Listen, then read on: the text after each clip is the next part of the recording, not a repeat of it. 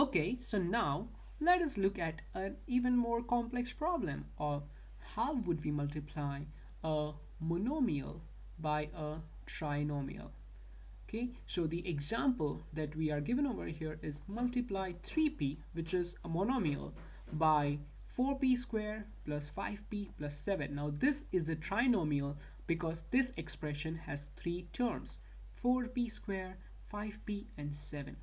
Now we follow the same steps as we did in the earlier example where we multiplied a monomial by a trinomial.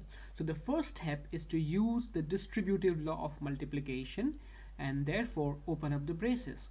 So in the first step, what we will do is we open up the braces by getting separate terms. So in the first part, we will multiply 3p by 4p square, then this 3p will again be multiplied by 5p, and then the 3p is multiplied by 7 as is shown by the arrows over here.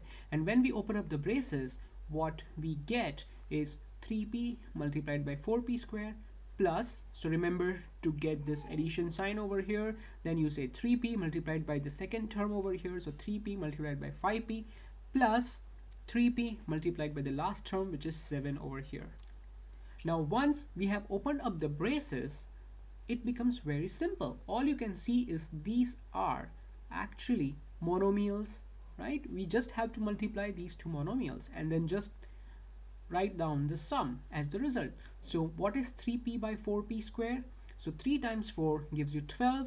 Now p into p square. Remember that we are using the laws of exponents and powers here. So p into p square gives us p cube. So you get your first term of the resultant expression as 12p cube. Then the second term here is 3p multiplied by 5p. So 3 times 5 gives you 15 and p times p gives you p square. So the second term is 15p square, and the third term of this expression is 3p multiplied by 7. Now 3 times 7 gives you 21 and the p comes as it is over here. So you have 21p.